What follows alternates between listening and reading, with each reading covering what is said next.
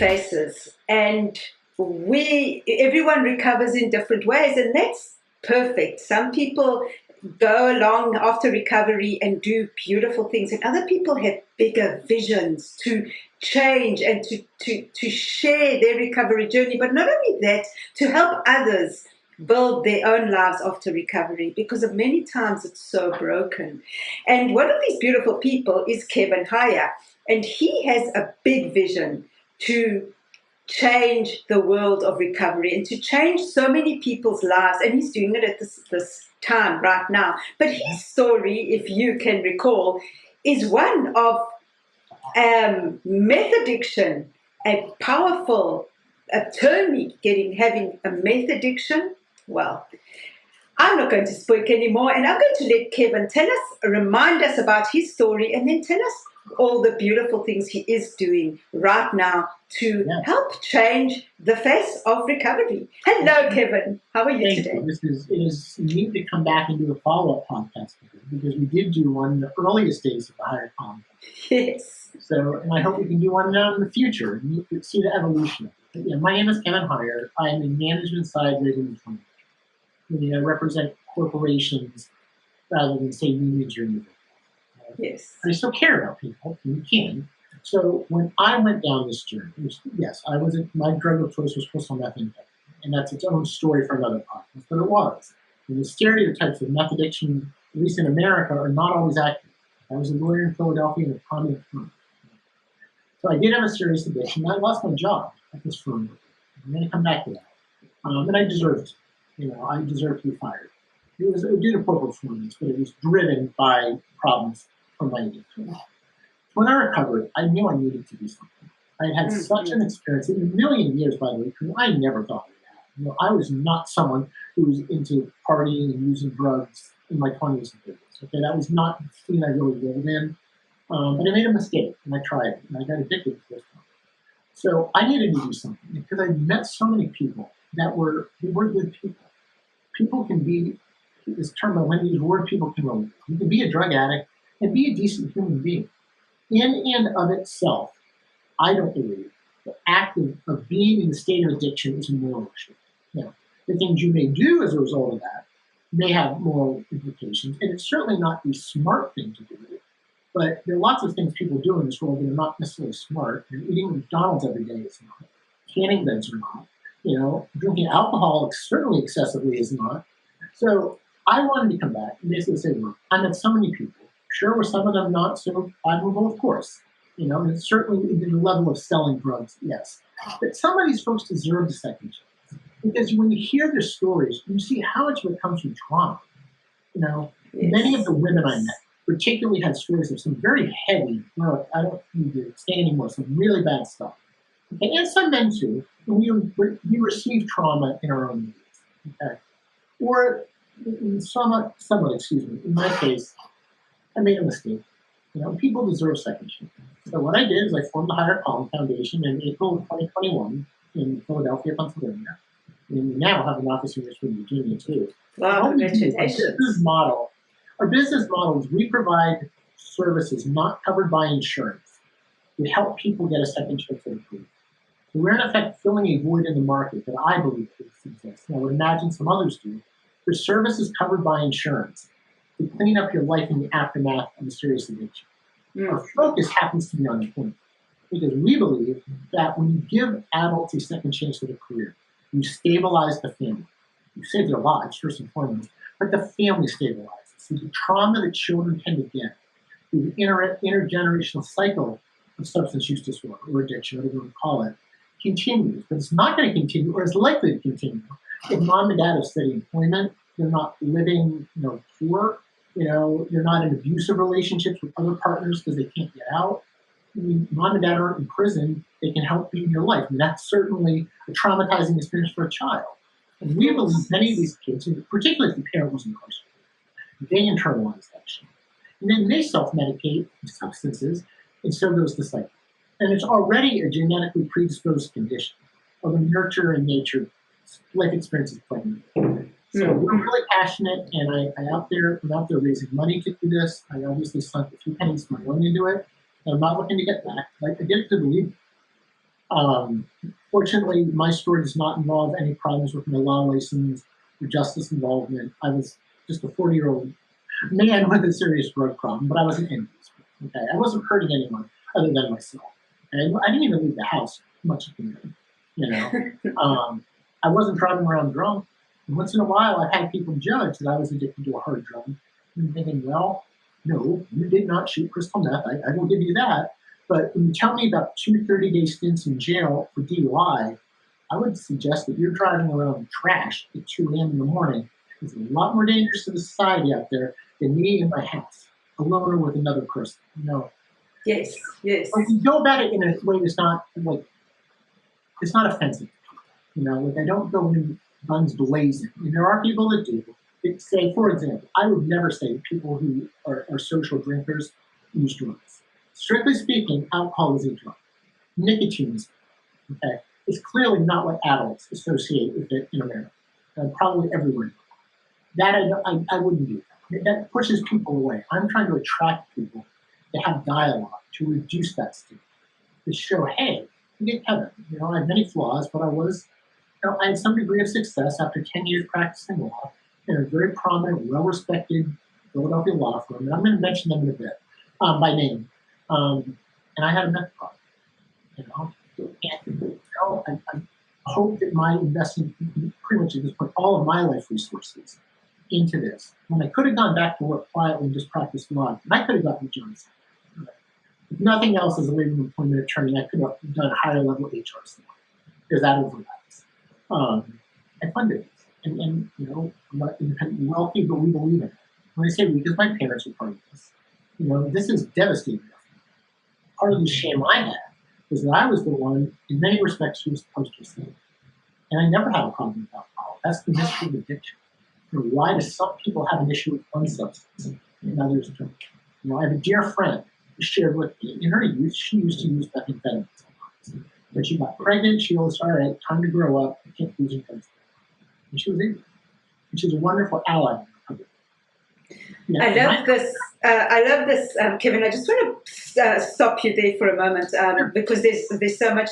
I just want to stop there for a moment because you know, as we say, recovery has so many faces. Now, what made you decide? Because we know your story, and we've got all those previous episodes that we'll have in the description box at the bottom. But what made you decide to start the Hyer Calling Foundation and to make that change? I mean, you could have just gone into law, right, and worked, or in HR or whatever after and hidden, right, like pretended that nothing happened because you came out clean, sober, and nothing happened. Yet you went back and to do more than that. What was it? Why?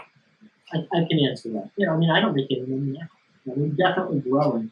I believe in this technology. I'm telling you the truth. After seeing what addiction has done in my family, the intergenerational thing. You know, and I came from a family, certainly not independently wealthy, but we were all well educated. You know, one brother has a PhD, the other has an MBA. You know, my mother was a registered nurse. You know, we all went to college. You know, in graduate school. You know, it didn't save much. So whatever privilege you might say we had, did not. Now, I do think race class plays into this, but that's another conversation for another time. You know, I had certain, I mean, I'm gay, I don't have heterosexual privilege, but I had race and some class privilege. And that was not going to save me. It saved me in seeing what I was doing and seeing what I was doing to my parents and the pain I was putting, and the knowledge that I could stop. One of them was overlooked the stress they were under, and I had let them in. My parents were amazing people, progressive Christians in the Episcopal Church who were involved in addiction recovery outreach. I'm on the Episcopal Diocese of Eastern Pennsylvania's addiction recovery outreach. We believe in interfaith collaboration on the source humans. He's a very good person without being. We believe in it. That's what it is. We've seen the heart of that. We see what it does to families. You know, and the stigma has got to be addressed because it's so we're biting our noses to spite our faces. I often say it's unnecessary. We all relate with addiction in some way, at least indirectly. Everyone has somebody like that, even if it's a friend or a colleague. But more than typically, it's in the family, even they relate themselves, with untreated substance use. Yes. There's always someone who we call it little tasteful levities in life. They drink a little, meaning that they're not necessarily full-blown alcoholics, but they know they drink. And the people around them know they drink, you know? Yes, and yes. addiction tends to be progressive and fatal. It's not always, this is not smallpox that we're trying to stamp out. I love to say we're trying to stamp out. That's not really correct. But we can, because of the nature of this condition, there's so many variables and so circumstance specific. We can do so much to get back on it. And I think for those of us who have gotten a real second chance, and I have, and there's more to come on that, having others, even if we're alive, what a privilege is being in recovery support. Now, I have people in my life at the appropriate distances and far enough into recovery now who I know still use substances problematically. But rather than judge, I want them to see what I'm modeling. I don't want to liken it to witness. I think that has a way to just overturn, and that's not my approach to this. All of us in recovery, like telling our stories, can share recovery is possible, even from those severe forms of substance use. Yes. In my case, it's out there. I was very authentic on it. I was injecting methamphetamine. There is nothing more hardcore, for lack of a better word, than that is scientifically known as the most addictive drug the world over. It's 4 times as powerful as cocaine, and certainly injecting drugs is the most intense way to do it. And it can be deadly. There's so much that could have happened. Obviously, my judgment could have deteriorated to the point where I had legal problems. Being a lawyer only gets you so far. Okay, that never happened. I believe between me and my higher power, I wasn't the closest concern. But who I was the concern of was my parents and my friends, who I'd let down. And yes. This could have ruined me emotionally. Could have certainly killed me. I mean, I had actually 2 overdoses. One was fairly minor. But the second one, I was on dialysis for 10 days.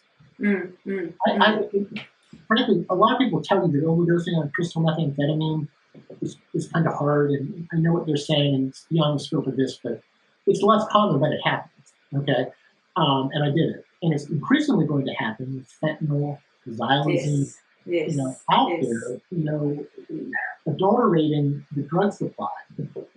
This is a mess. I mean, people are dying from overdoses every day in America. And the pandemic did so much to drive a surge in substance use. The stress, the isolation. What else were people doing? They were at home.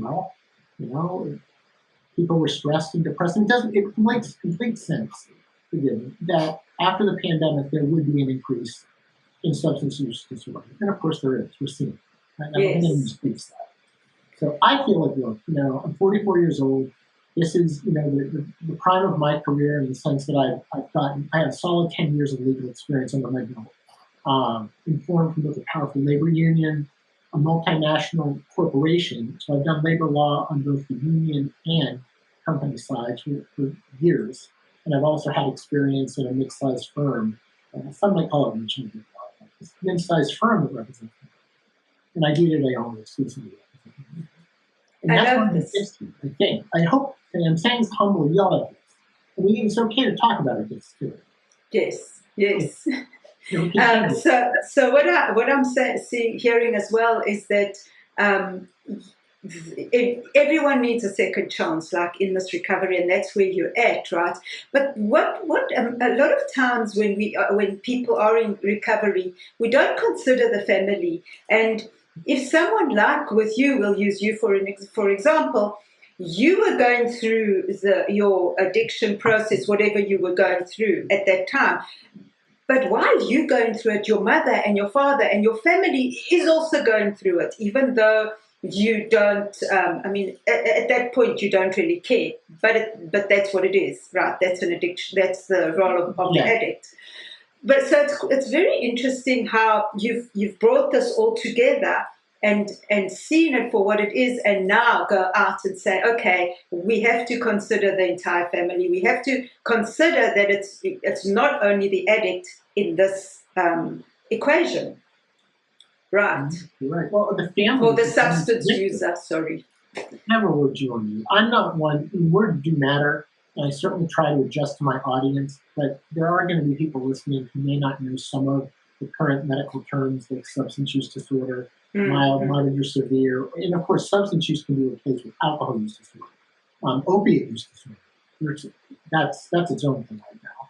Or you could have a methamphetamine use disorder. Yes. Well, we'll use substance use as a broad, yeah, but I'm saying, including most everything right now. And I like that because I am personally not comfortable with the idea that alcohol is really all that materially different than what are associated with drugs. It's more socially acceptable and is obviously going to be a much longer downward spiral because it is. But that's not a good thing. That means you're going to have more and more trauma and more to have to come back from. Because any blessing to having any silver lining, I should say, never a blessing. Silver lining to having been addicted to something like crystal meth, that thing crashed fast. I was out of a job in 8 weeks. Like I was very nothing. But I came back from it. So rather than dwelling on the negativity, I channel that to the future. You're right. The family is the greatest victim. I knew that I knew at first that I was hurting my parents, but I think in my addict brain, I deluded myself into thinking that it was less of a thing than it was, or maybe they weren't really as upset as they were, or that any given day now I was going to wake up. At one point, I really thought I might just wake up one day sober, with no desire to. I'm not going to say that may not have happened to someone out there. There's a concept of natural or spontaneous recovery. It's certainly not been my experience or anyone I know. My senses is probably not a very common one, but it's thought. And I respect all approaches to this, secular and spiritual. I very much am a 12-step guy. Absolutely recovered through the spiritual remedy for addiction, but I completely respect it. It's not the only game in town. Anytime when I'm on LinkedIn talking about 12 steps, which again would be like Alcoholics Anonymous, Narcotics Anonymous, I will always mention the other terrific ones out there that are secular. She Recovers Foundation is beautiful. They do a lot for obviously women, but of any problematic behavior. If you had an eating disorder, if you were codependent, if you had, so it includes mental health too. The recovery movement is associated with substances, and I think in terms of my work, because I'm not qualified to talk about mental health, that's where I stick to it. But even being in recovery from a mental illness is a form of the recovery movement.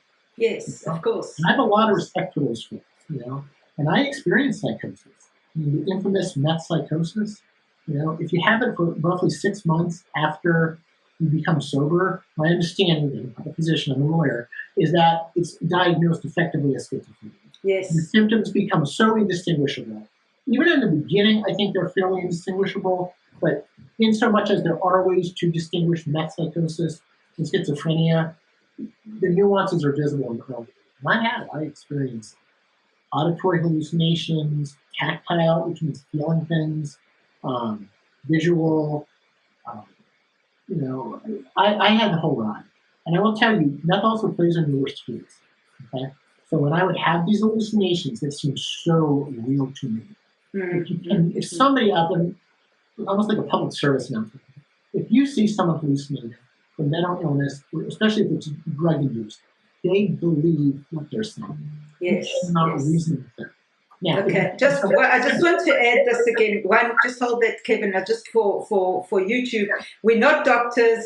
This is all from personal experience. We just want to put that out there. Okay. Yeah. We are not doctors or psychiatrists in any level. Okay. Sorry. Continue. No, that's fair. And I obviously talk in high-level strokes about labor and clinic, but I should also say it's not a legal relationship between the attorney and the client. It's us talking. And I love those kind of kitchen table conversations where in some respects they can do a lot more, or at least a better, more appropriate alternative to retaining counsel, and certainly a much less expensive one. For sure. Yeah. I have outside counsel bills to pay too. We actually have quite a few outside counsel. And I do a little bit of it myself because I can. But my role at this point is more the CEO, who happens to have a legal background. And again, my licenses have always been intact and active. And, Well, that's good. So now we're going to talk. So thank you for that, Kevin. But now we need to talk about second chances, because you've been through that, and we've spoken about that already in other podcast episodes. What we're talking about right now is second chances, how you started the Hyer Foundation, but how it's grown and how much impact you've made on the communities. But not only that, you have connected and collaborated with people that are. I'm going to leave you to explain how this is. And before I just hold that thought, I just want to say to you that I love your energy. You've changed so much. Now, I'm going to talk to the audience right now. If you've been following me, or if you go and check out all these episodes that we did with Kevin, and you'll see the change, the energy, that you're more confident. And of course, we will see how much this has impacted also your nonprofit, and how much you've impacted the community. Okay. So I'm going to leave it now back to you.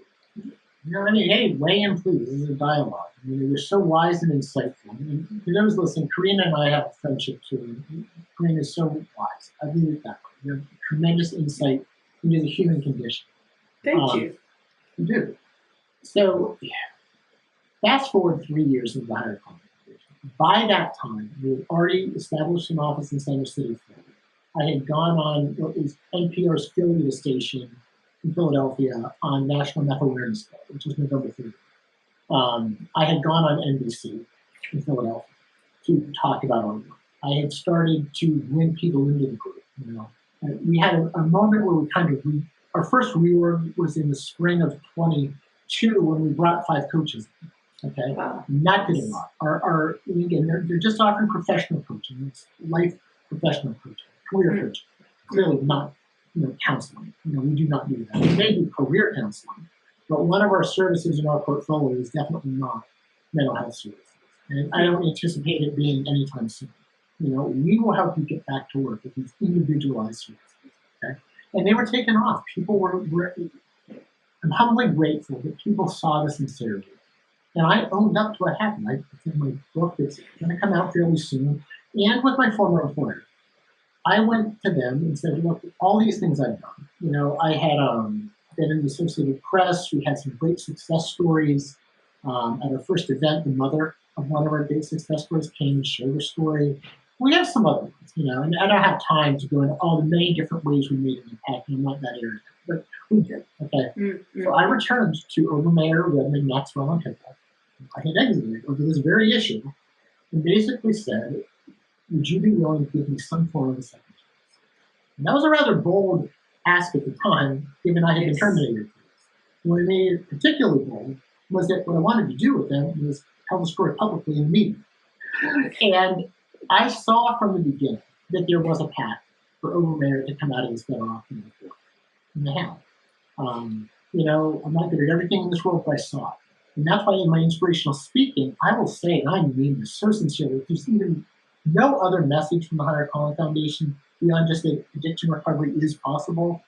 When you lean in, honestly and carefully, to the worst situation, you lean into yourself, you're honest with yourself, you can come out of the worst situations that are often before. Yes, and certainly blowing your life up with methamphetamine at 40 is definitely a bad situation. I was living at home with my parents at one point. That's how bad it got. Mm-hmm. And of course, they didn't know I had a substance problem until I was 4 years old and not living at home. And then of course they found out when I was. So I had a lot of my own guilt I had to get through. At Overmayor, they're great lawyers and good people, and we put together an understanding to form our collaborative partnership where we tell our story today. And we promote the benefits, the legal and business benefits for a recovery-ready workplace to management, and that's obviously fee for service. Though I do some discussions like this to educate the public too, and we talk about lawyer well-being, which is a nice term for the stresses attorneys have that often can induce mental health challenges or induce substance use disorder. Probably not typically methamphetamine, but that doesn't matter. Addiction's addiction. The stat we use is that 20% of practicing attorneys have at least some form of an alcohol use disorder. Wow, that's pretty high. Well, I would suspect it's higher if you get into other things too. A lot of stress, prescription drug abuse. There may be an opiate abuse. My sense is that there's cocaine abuse. That is probably much less common, but it happens, you know. And when we break these stereotypes, we help America too. You know, and that's why I felt strongly about telling the story authentically to say, look, I have many flaws, clearly. A weakness for meth was one of them, but your ideas typically about what people may think this looks like in America aren't always accurate. And it's deadly, because you know why? The people who fit them, and of course I have some friends who do, you know, they internalize it. I'm just a tweaker. I'm just a junkie. You know? And when when you see that in yourself, it's very hard to come back from it, because at that point, the only thing you have is that substance, which gives you, obviously, comfort, and you have that sense of community. You know, I was part of the community. There are better communities like recovery, but it was dysfunctional, but there were people who were trying to be right by others, you know. And that's when I say what I mean when I say, you know, there are good people who can have a drug problem. There are good people who can have an alcohol problem, you know. And when we stigmatize this to the point they can't talk about it, we're biting our nose to spite our faces. Because since they can't talk about it, they can't go feel comfortable asking for help. When they don't ask for help, these things, like many things in this world, have a tendency to only get worse. Yes. You know? And then when they blow up, they call it a crisis statement when you go into rehab. You have a lot of pieces to clean up, and it only makes it harder to come back from it. And you can't. And I know some attorneys who dealt with bar association issues, and one woman I'm thinking of was incarcerated, and she came back from it. So you can come back, but wouldn't you rather stop the damage before it gets that far, or for your health? You know? Yes. I know people who had heart attacks in their 30s from that. Obviously, cirrhosis of the liver can happen in your early 30s. So what we're doing at Advocacy basically is tackling this topic, promoting the hope and promise of recovery. They're obviously modeling at least one form of a recovery-ready workplace, which would potentially is offering someone a second chance of some kind. But what I would say is any employer can help you get a second chance, even if it's not with them. But I do think in some cases it's actually not a good idea to send someone back into that environment, because that environment may trigger them. Yes, clearly, of course. things about that environment that were making them want to use drugs and alcohol. So, you know, in my particular situation with Overman, I had known them for 10 years before I even knew. So I had some relationship, and I was familiar with their culture. This is working for us. And to be clear, I do not work for them. Okay? This is a collaborative partnership. But what's also neat about it is I brought Recovery Centers of America. Wow. Yes. When I approached over there, I brought Recovery Centers of America to the table. And they're an amazing treatment provider nationwide. And, you know, I respect immensely the quality of their treatment. And we were already working together on some stuff. So it's a three-way collaboration. And anyone who Googles it will see it. And we had an inaugural event, which we have a 4-minute promotional video from, which is online. We went into, for example, recently Temple Law and talked to the students about all of these things, you know, but tailored to that audience. You know, everything's your audience, you know, because they're not kids. But, you know, at 44 years old in their mid-20s, we all get these young adults, these students, they need to be aware that this is a problem. I don't think anyone can become stuck. I really don't believe anyone out there would say, oh, no, substance use is not a problem. It is. Okay. It is, and everyone knows. But what we don't know is how to address it sometimes. And there are terrific groups out there that are trying to address it. Okay, I'm certainly not the only person doing this. But what I am the only person doing is telling my story publicly with a well-prominent, recognized firm that offered me some form of second chance. And I don't believe anyone in America. I don't think there are any stories, to the best of our knowledge, where someone was hired, fired, and brought back in some form of a capacity to talk about the termination. And in this case, it was hard drugs. You know? So it says a lot about them as people and attorneys. And I like to think it does me.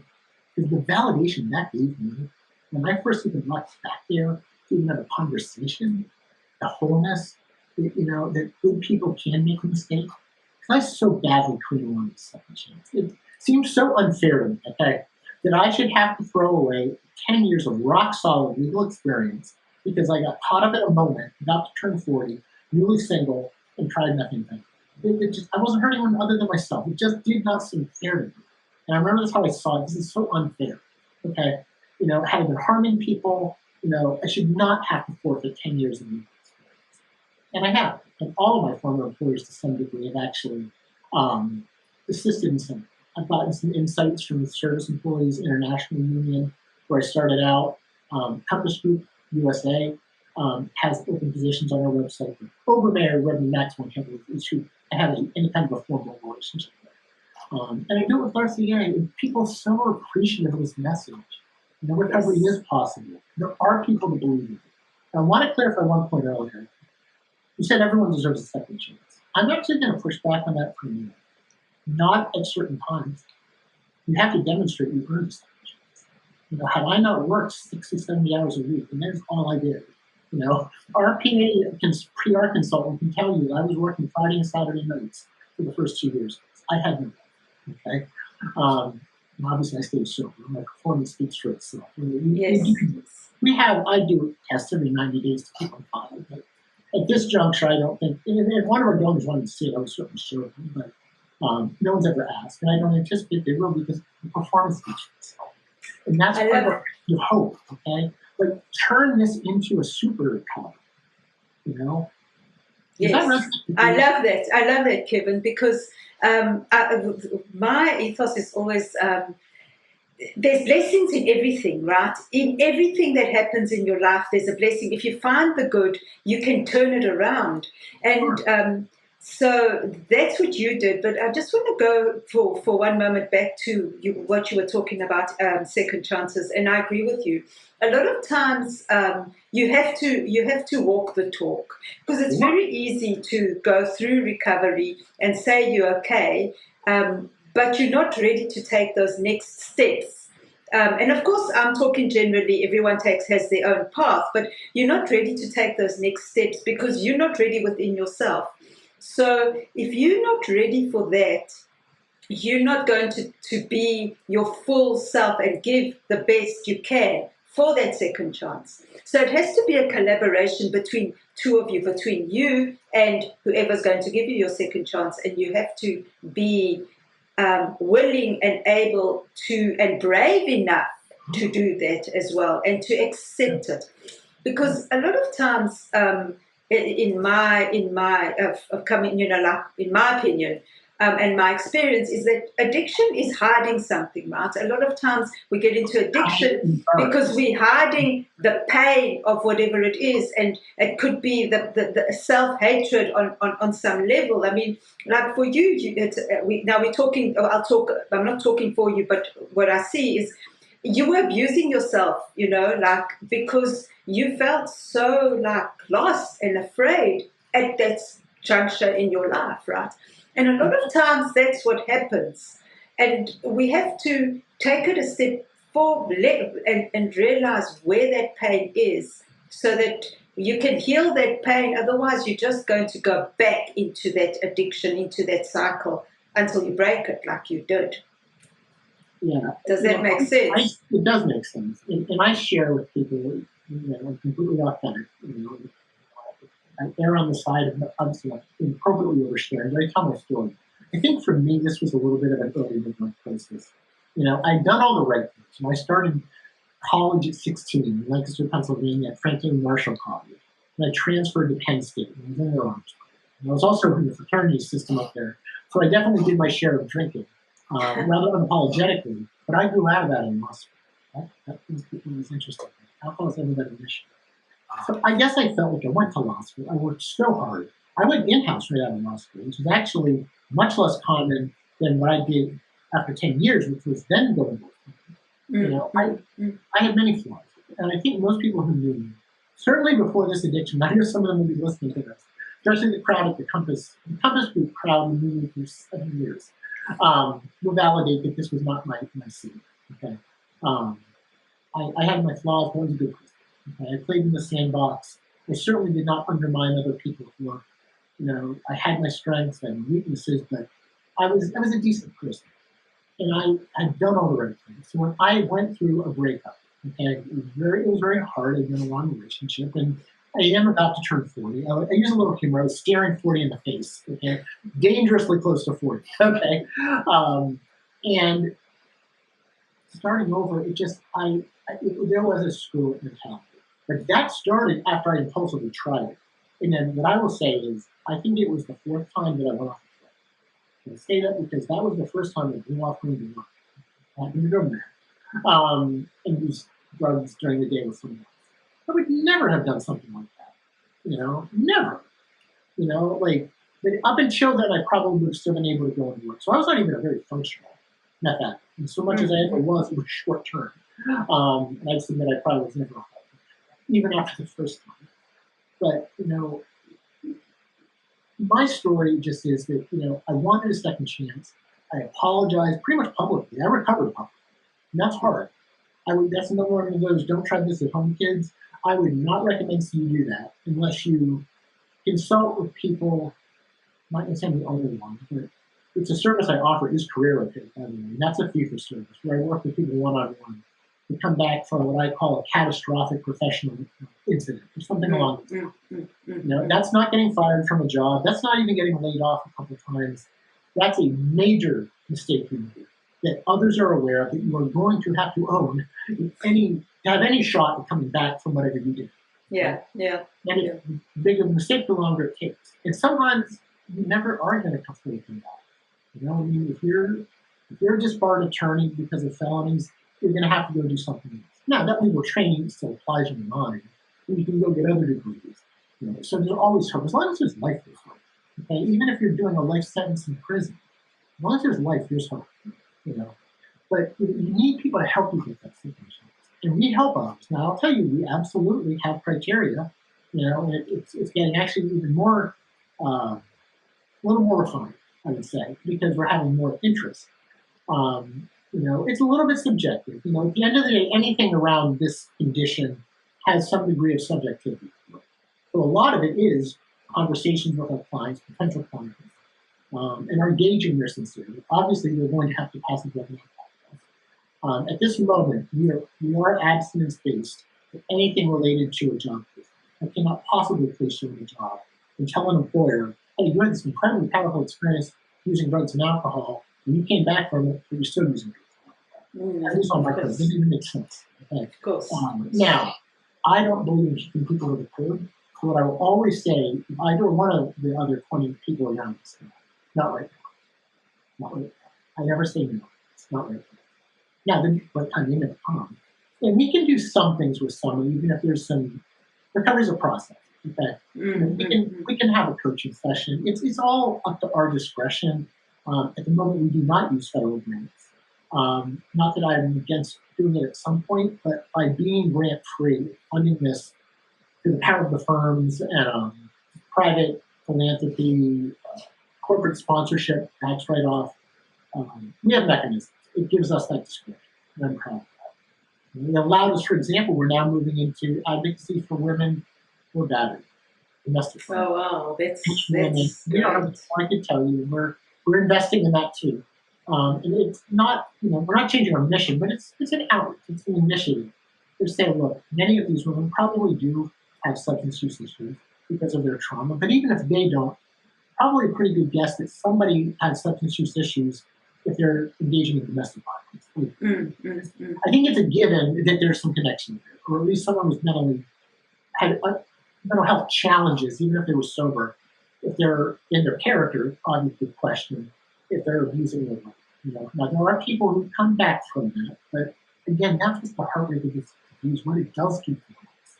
You have to break this cycle, and that's what you do. You help someone get substance use, and you do for them. But there's a business case for recovery from workplaces. There's an illegal case for it, and that I think goes beyond the scope of this podcast.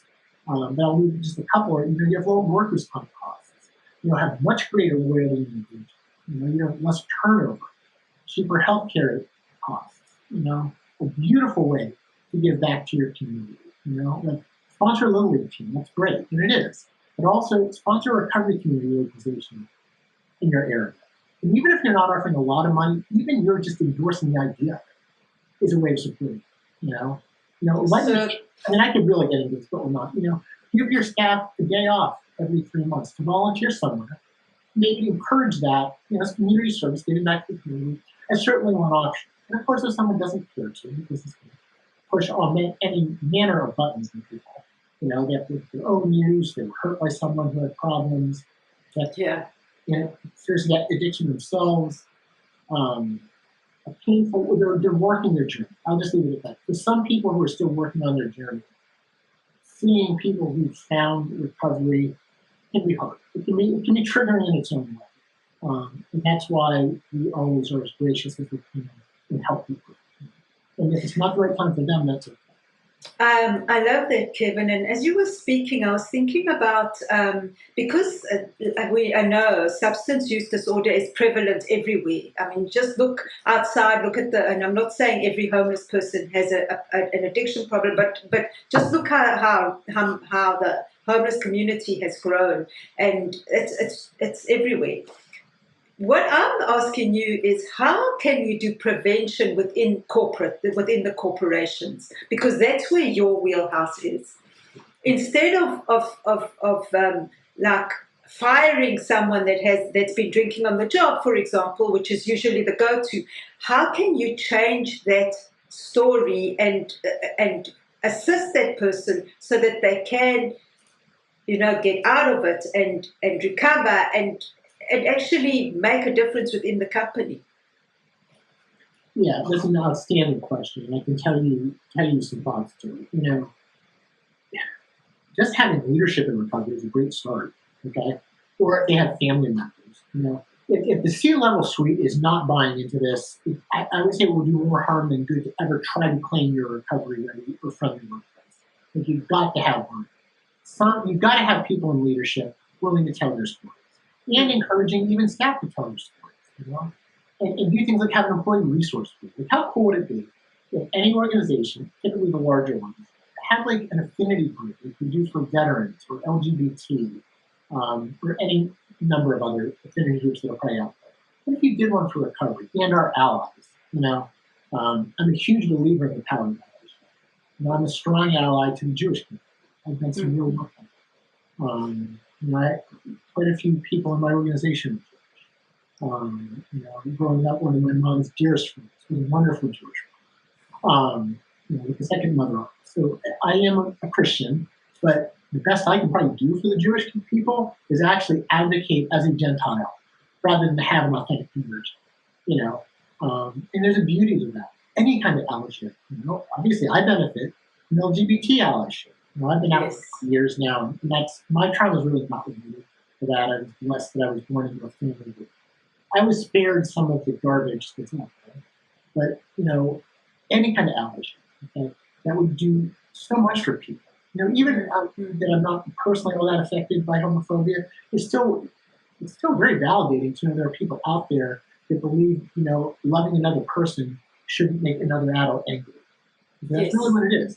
I will never understand why two adults loving each other makes someone angry, but it does. Very, very angry. So allyship around everything. What that could do, and have the family members part of it. So an ERG, think of it, you said it this way. An ERG for people in recovery, their families involved. Or, here's a terrific one you could do. Have open job positions shared with the alumni programs and rehabs. That's what they call them, alumni programs. Or add an RC. And of course, it doesn't mean you have to hire any particular person. It just means you're willing to believe that they bring something to the table. Because they do. Richmond, where our second office is now, just became the U.S.'s first ever inclusive recovery community. Wow. And it was the brainchild of a British researcher, academic, who's a profound leader and still doing this. To do that. What that does for people is the wholeness. Good people can have an addiction problem. And everyone out there knows this because we see it in our lives, but we don't talk about it. So we have got to tackle this, no matter how uncomfortable it is. And that's what I formed the Hyer Foundation to do. You could have, here's another one, offer internships to people in recovery or externships. We place people in internships and externships. Have a networking event for the recovery community. We do that ourselves, or at least help facilitate it. Reference advocacy. And this is something I still enjoy, which is where you do go back to a former employer and you say, well, it's probably not going to make sense to bring you back. And that is typically the position the employer takes, even if they want to. And that's okay, but that employer can still help them move on with their lives. Okay? Yes. I think it is a unique scenario to do what I'm doing for a very unique scenario. But it worked for us. It doesn't make it better or worse. Everyone's story is different. Everyone's circumstances, the employer's circumstances are different. And in this case, RCA, Representative of America, and Openmayer, they've established themselves undeniably as flagship leaders in their industries because they're walking the walk.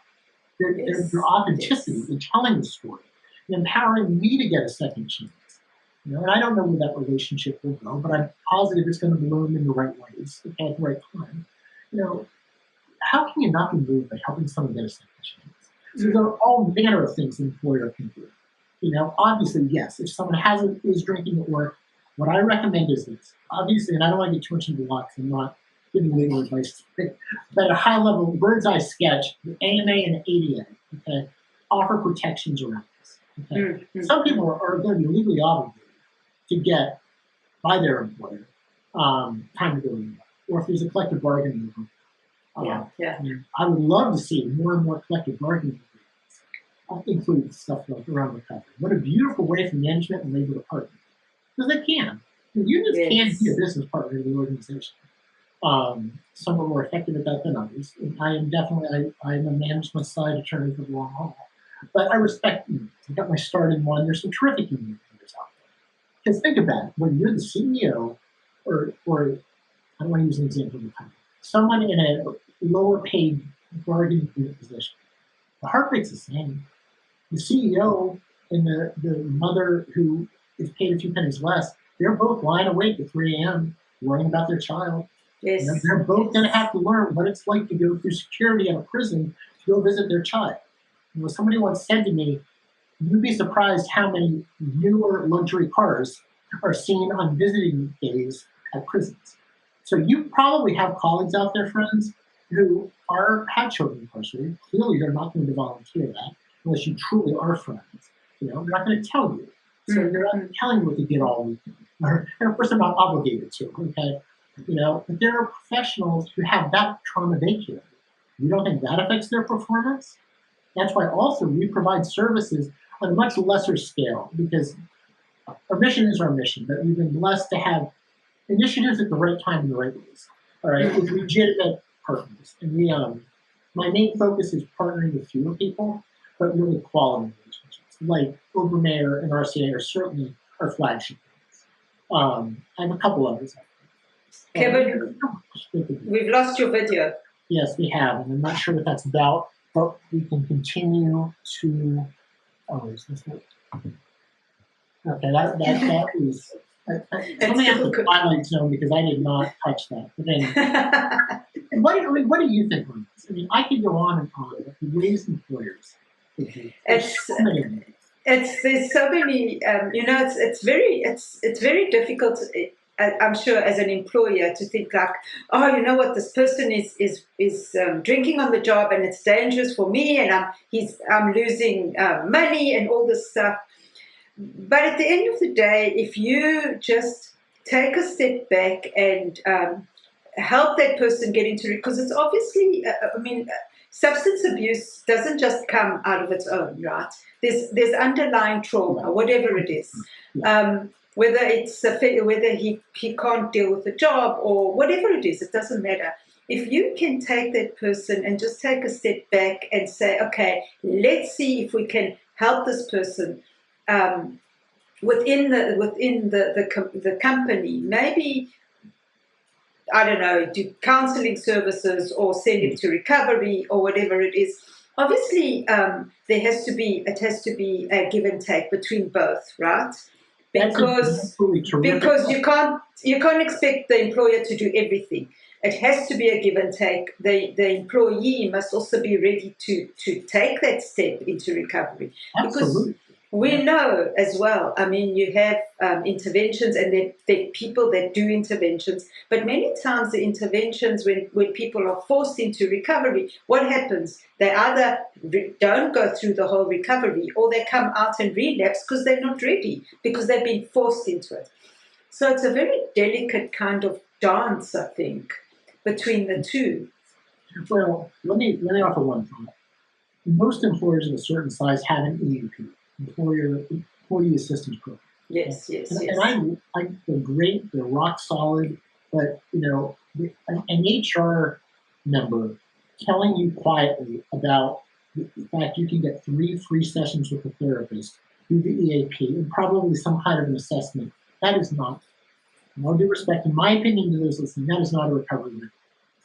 Okay, that's not. And I don't think anyone would really probably take that title on if that's all they do. It's great. I have colleagues in the EAP space and they're terrific. You can have an EAP, but you need to do a little more than that. And that's why we're out there to collaborate with employees. Now, I have to be careful a little bit that it's really not, at a certain point, my business how this person's doing. So we walk with people typically for a year is our best practice, going back to work. We have too much need. If I need to be helping you, or my organization does, 2 to 3 years into recovery, I'm probably not the right person to do it. It may be a better fit. Okay? And yeah, sometimes you do have to fire people. I mean, OpenAir got it right. I'd known them for 10 years, but I was a very new employee when this happened. Yes. I was not eligible for any of that protection, and they made the right call. One thing I think I did well was I did admit when I was fired that I had a good problem. I felt like I owed them that honesty. Out of respect to that 10 years I had relationships with them. And I came back from it. See, that's what I mean. We say focus a little bit on the harder stuff and then the positive. Okay, did you at least admit you had a problem? I mean, that's not going to salvage something at work if the decisions were made to terminate you. And it probably shouldn't, because you have to have some losses. You've got to hit rock bottom. And I did. And I'd rather not go into what my real rock bottom was, but it wasn't even. I had a situation one day where I, in my opinion, could have absolutely gone differently. The things that happened that day, I hit rock bottom. There was nothing less I could do. And I believe certainly with the drug like methamphetamine, you are going to have to hit rock bottom. A lot of them believes in rock bottom, and that's fine. And certainly you can stop the elevator on the way down, by telling people in advance we're safe to talk to you. But yeah, I mean, you've got to work. I mean, it's hard. I told you, I haven't dated in 3 years. Like I remember at one point, I have a home in Virginia, but I've been renting somewhere in the Philly area for 18 months. I never once had anyone to that house, as friends or otherwise. Like I was working on it. Now, I am involved in the recovery community through peer support programs. I do attend. It's neat examples of people who do this. Although I know some people may not necessarily agree with this approach. My higher power and I are comfortable with it. I do use the 12-step programs, but I also use things like LifeRay. Smart. You can complement secular and spiritual, or not. And Celebrate is the Christian-specific 12-step group. They're adding religious principles to the 12 steps. I've attended their great group. I think it tends to theologically go more to the conservative side of Christianity, and I was born into the liberal side of it, so it's not always necessarily completely synergized, but they're good people. You'll find them in any group. That's why I say, look, I don't care what program you use. I'm talking about business. Just use one. And obviously with our clients, if we've accepted you to our program and we are investing in this, we never charge these people. If the family wants to make a donation, obviously, we're not going to say no. We're 501c3. And I do appreciate it as a gesture when the family has resources. But we're never going to turn anyone away. The only thing we would turn someone away for is there are certain fee-for-service specific things. But that's something I do with high-level professionals. And I did it. I rebuilt my career. I'm not saying they're doing it. Lots of people do it. They're not necessarily talking about it. If you look at my LinkedIn profile, where it talks about like recovery bar associations, which I plan to start the first one, that's on the other side of the lawyers' assistance programs. That's for people who know they have an issue. And New Jersey's helped save my life. I was so immobilized by psychosis that I couldn't even participate. process of getting into the Farley Center in Williamsburg, Virginia, which is where I went to rehab. It's a Summit facility, and I enjoy being part of their alumni program. You know, you need something on the other side, you know, and there are affinity bar associations like LGBT, just like there are affinity groups at work, you know, and it's gonna grow. It is. It's gonna take time, and we're gonna have to pilot this first one in Philly. I'm not gonna pilot it in Richmond. I'm much deeper. I'm better connected in Philadelphia, and that is our home. We just got our start in Philly. Yes. Yeah, our headquarters will always be Center City, Philadelphia, but I love Richmond. It's the first ever, as I said, inclusive recovery community. I like to say that we have we have a Mid-Atlantic presence, but culturally, Richmond's the southern end. It's the capital of the Confederacy, whereas Philadelphia has that influence of New Jersey and New York and the Upper East Coast. And I like things from both of them, you know. And I enjoy that. Like I said to people, like I can go from Philly to Richmond in 5 hours on a train or by driving. I try to use the train if I can to get work done. And I am going to two different parts of America in 5 hours. But and I've done it on a trip. It is. What I want to offer one thought as we wrap this up, because I want your opinion on this. I'm not sure you're even aware of this. One of our examples that I'm going to use this holiday season in our fundraising, I did not come on here to do that, but we are a 501c3, nonprofit if anyone feels so moved, is a tax write-off. One of our best success stories is a beautiful scenario, I think. I want to hear your thoughts to it. We had a client referred to us, 60-year-old woman. I'm not going to obviously say anything identify. She had a tough life. She had 3 kids, you know, bad boyfriends and ex-husbands in the past, you know. She had a lot of trauma. So she wanted badly at 60 to get a second chance. So she left a certain state in the country and moved to Pennsylvania for rehab. And she chose to stay in Pennsylvania. And I like to think the Philadelphia area is lovely, and anywhere can be lovely. She chose to stay. But here's what became the problem. She had sobriety, but her mother was diagnosed with cancer and was dying in the state she was from. And we believe there were warnings out for end-user minor things, minor misdemeanors, okay, that needed to be disposed of for her to go back. And she wasn't even worried about getting picked up in Pennsylvania, which would obviously have been a risk, but she didn't even drive. She didn't even have a car. He hadn't driven it with the car at one time, which is why there were some traffic tickets on there. And there were things like simple possession, I believe, paraphernalia. I think there was a deal. I'm not sure of all of it. It really is irrelevant to this, although it's completely unidentifiable. There were end-user issues. So what we did, after really vetting her, we as the foundation reached out to counsel in the area that she was from, where these charges were, and obviously at a not-for-profit rate, retained them on her behalf. So the legal relationship is between, the attorney-client relationship is clearly between her and them. But we funded it to figure out what needed to be done to get her back to the part of the country she's from, and you know, dispose of the charges, make sure the warrant was called her flush. And we did. And so she's going to be able to see her mother before her mother dies.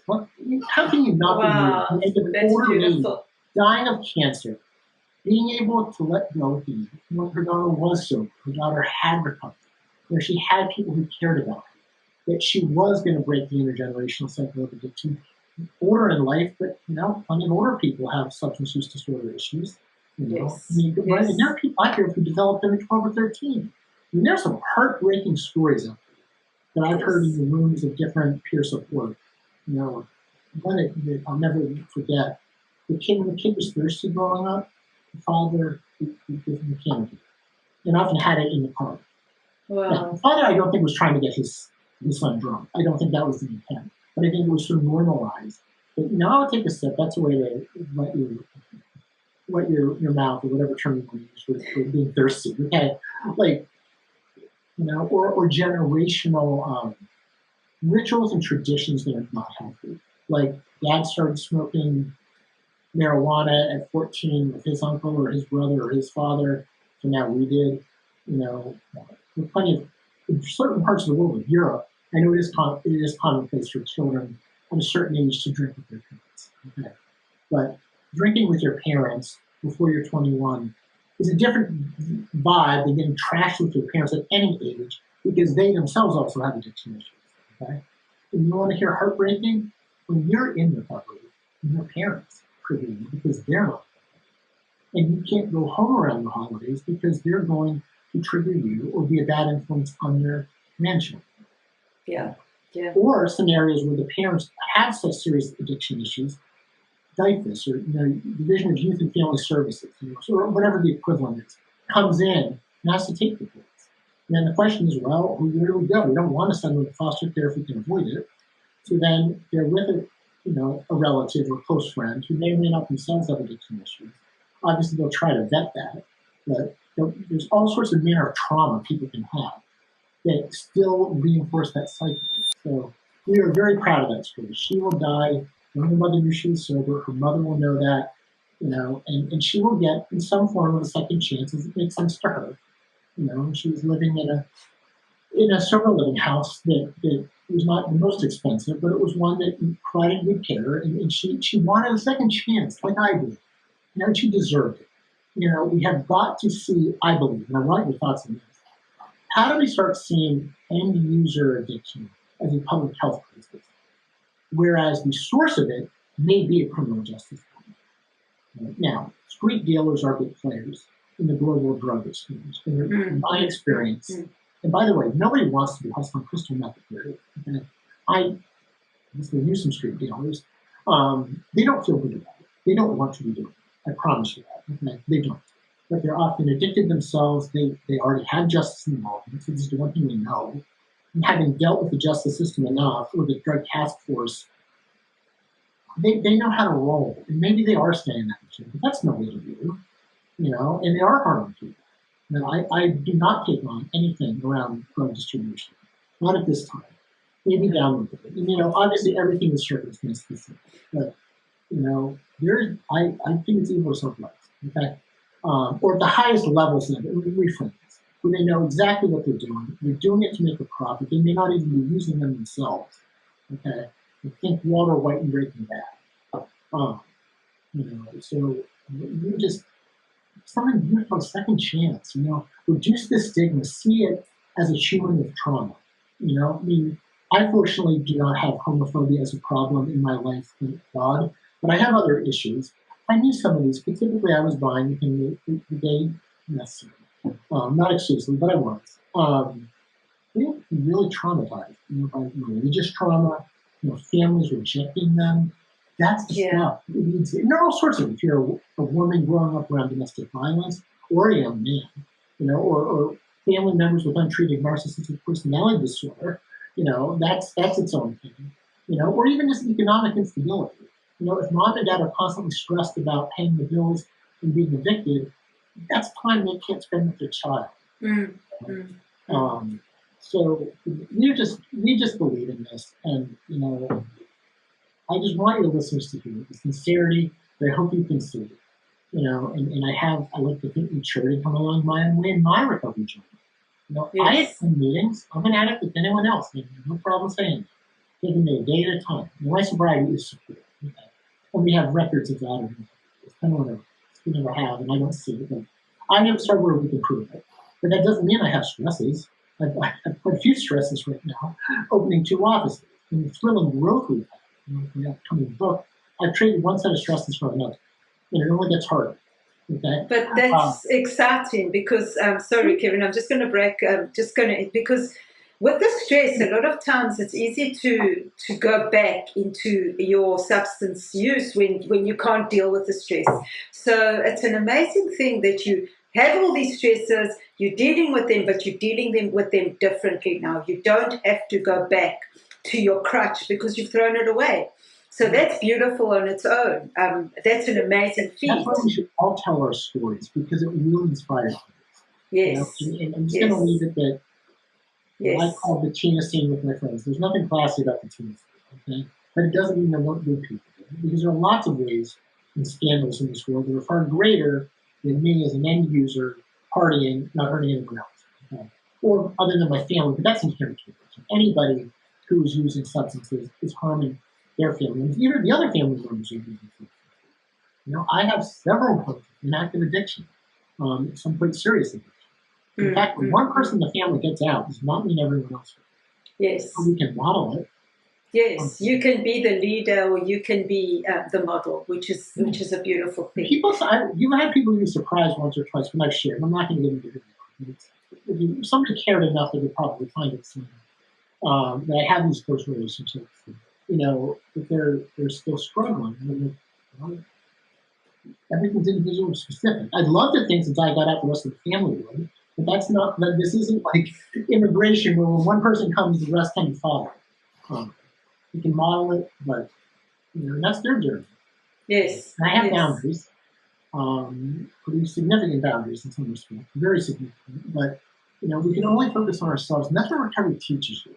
It's not your business what anyone else thinks of it. In most cases, everything has exceptions, and as a lawyer, I know how to identify those exceptions when I need to. There's nuances, but as long as they're reasonably based. But we all have gifts. Like mine, I'm a trained attorney. I found some success in the law.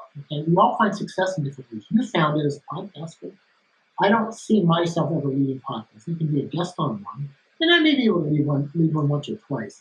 But what I love is my ability to go into the circles where the stigma can be the greatest, which is like corporate America, the world of the firms, and be an advocate and say, look, good people can have this problem.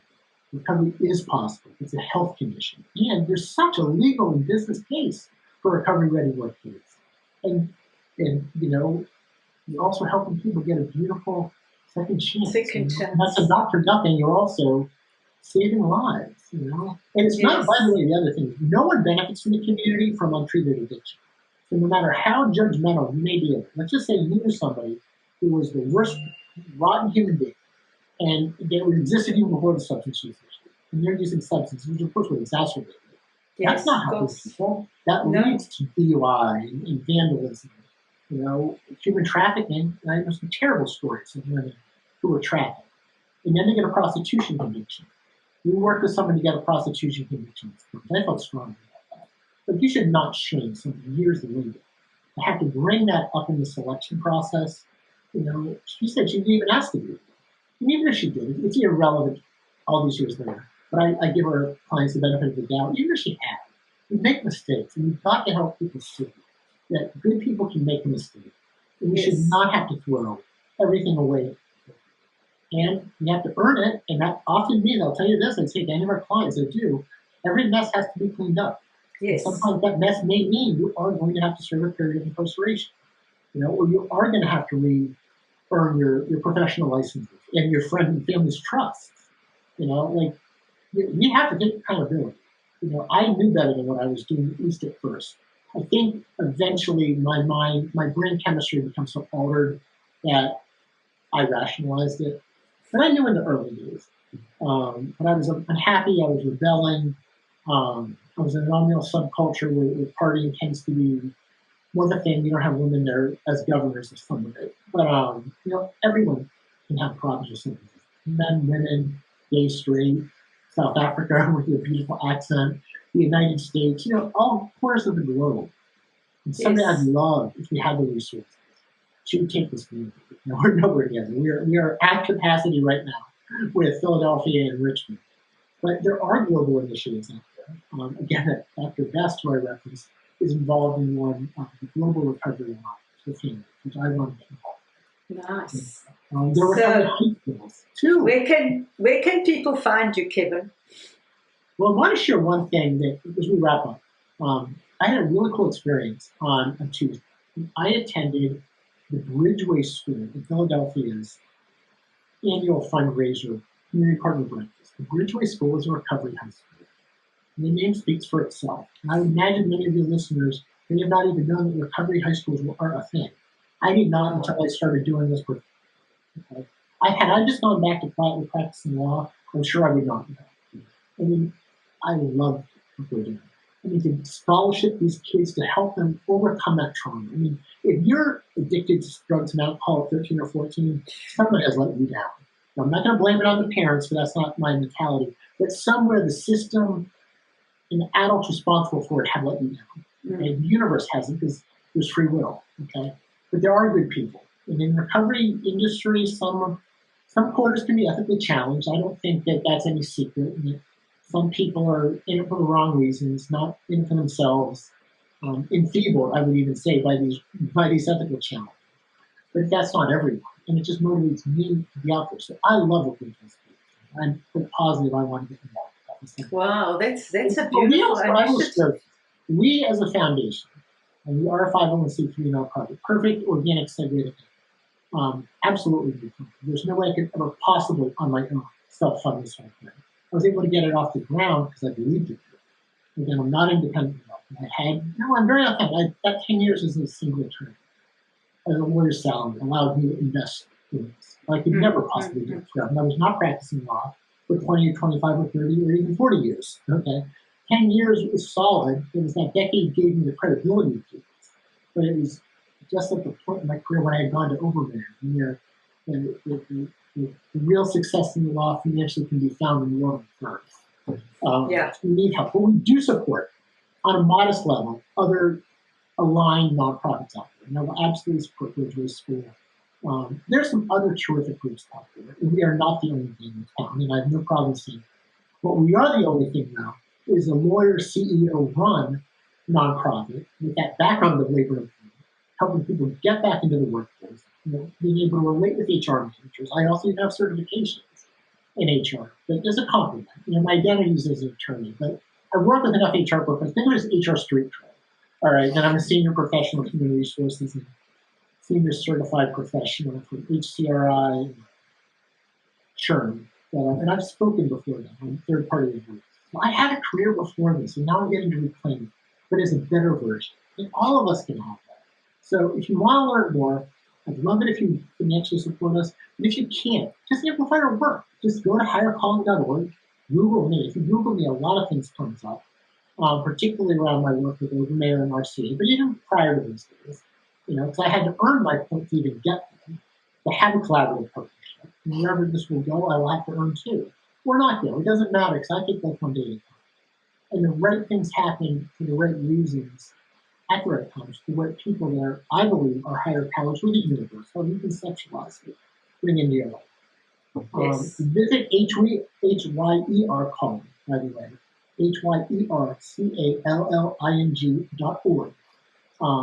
And you'll learn about us in our start in Philly and the great people on our team. At one point, by the way, you, Carina, were affiliated with our organization, and then with some great opportunities. And timing's everything. And perhaps someday we can work together again or not. Isn't that amazing to go through life when you see things as time? And the timing is everything. I've emailed people to do things and they don't respond. And I may follow up and they don't. So it takes not rejection. I mean, maybe it is, but it's not the right time. And that's okay. I don't return everyone else's email right away. Sometimes it may be rejection. I'm not going to deny that. There are characters in the recovery industry that I only motivated me to do more. But most of the time, I've got my own, as a CEO leading this, But I have a great team of 20 people. My two right-hand women have got to get a shout out. Mary Beth O'Connor, author of Junkie to Judge, has one amazing story. And she does tell it in her book. But the bottom line was Mary Beth spent 15 years injecting methamphetamine. Okay? I couldn't make it two. Okay? She had a degree at the age of 32. But I guess she somehow blundered through those 15 years from 17 to 32 and decided that I'm going to get my life together. And her story, this should be something out of a movie. Okay? If my story is powerful, hers is exponentially more. She got sober, applied to go to Berkeley Law School, graduated, passed the California bar exam, which is, I don't think anyone would dispute, the hardest bar exam in the United States. Okay, it's a 3-day one, very lower pass rate the first time. And joined a major firm on the West Coast, a big law firm. Okay, and became a federal judge, an administrative law judge. And then when she retired, wrote this book, Junkie to Judge. And she said junkie intentionally because she wanted, and I know for some people that's an offensive term, but I get it, because I've even used the word tweak around this thing. You've got to have people see in themselves that they can relate with you.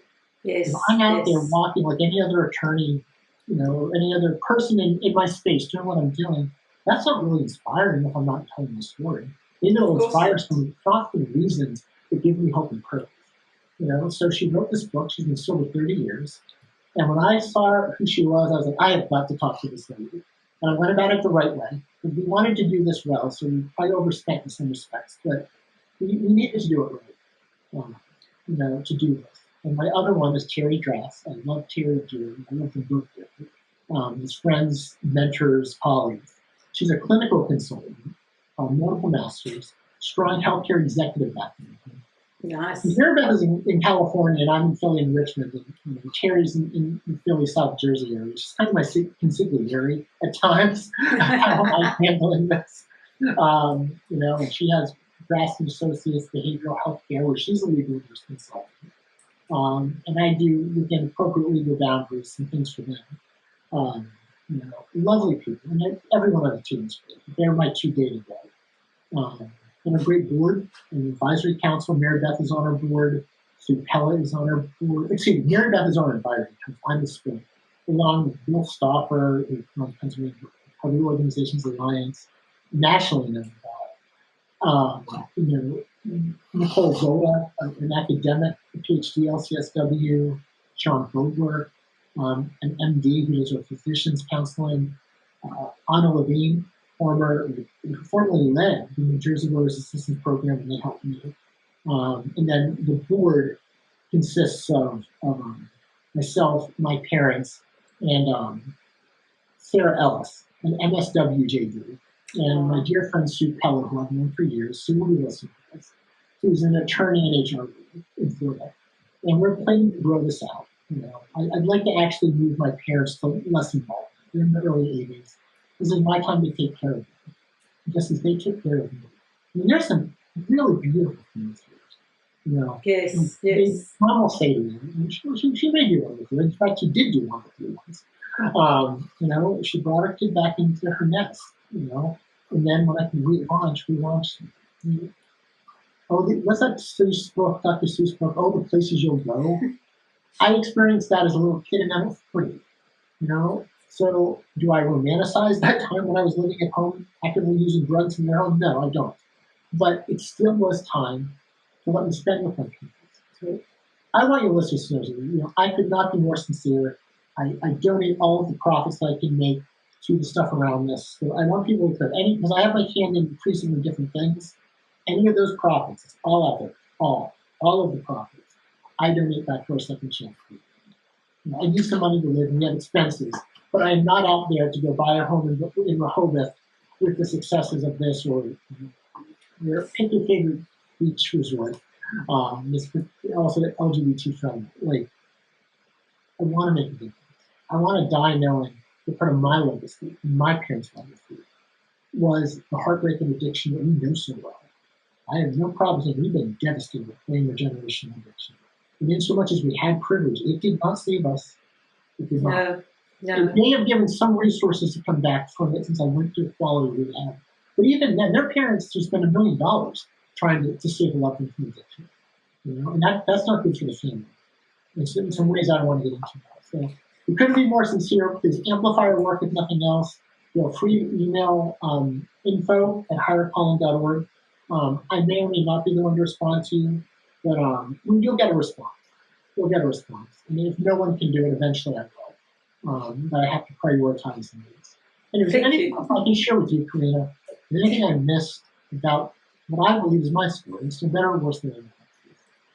Maybe a little more unique in the power of the Obermeyer, beautiful. They and RCA had become flagship leaders out of the compassion they showed me. And business savvy to see, as I did, there was a business in the face for recovery-ready workplaces after the pandemic. I saw it. Many flaws, a weakness to methamphetamine was one of them, and other party drugs. I saw it. Everyone can have that. There's always a path to come out of this stuff better off than you were before. Even if something related to addiction, that's what I talked about. But you need help. It's not just alone to lean in. Leaning in honestly and carefully is a huge part of it. But it's certainly, you need support. You need someone to believe in. You need someone who's going to tell you, I think you can do it. because people rise, it's like the Peter principle in the workplace. People rise to a certain level based on actions and influencing people around them. Organizational culture. That is very important. Culture is nothing to mess with. And clearly, what RCA and OpenAir is doing speaks to their culture. And there are all sorts of cultures can be recovery ready. And there's not, depending on the industry, there's some things are more appropriate than others. What you're going to do, with non-bargaining unit employees in the food service industry is going to be a different approach than what you're going to do with the executive leadership. But some of them are still going to be the same.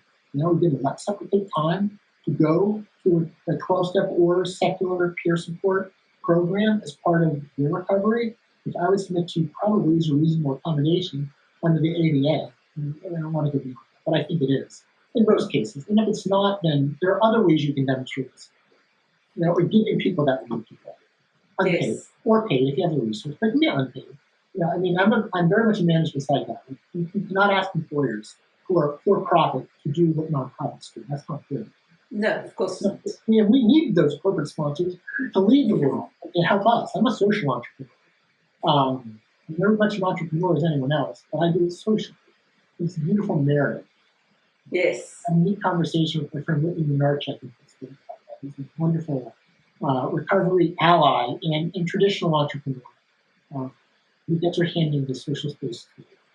We are dealers of hope. Leave it at that. Yes, that's a beautiful way to end this, the Dealers of Hope. So if anybody is interested, connect with or follow Kevin and reach out to him, chat to him if you want to. But most of all, share this the story here, because this is where we change perceptions. This is where this is the raw conversations that make the difference within communities, so that we educate and people become aware of what is happening and what is out there. Yes. So, like I would say to your listeners, and this doesn't cost anything, please amplify what Recovery Centers in America and OpenAir are doing, because they are leaders.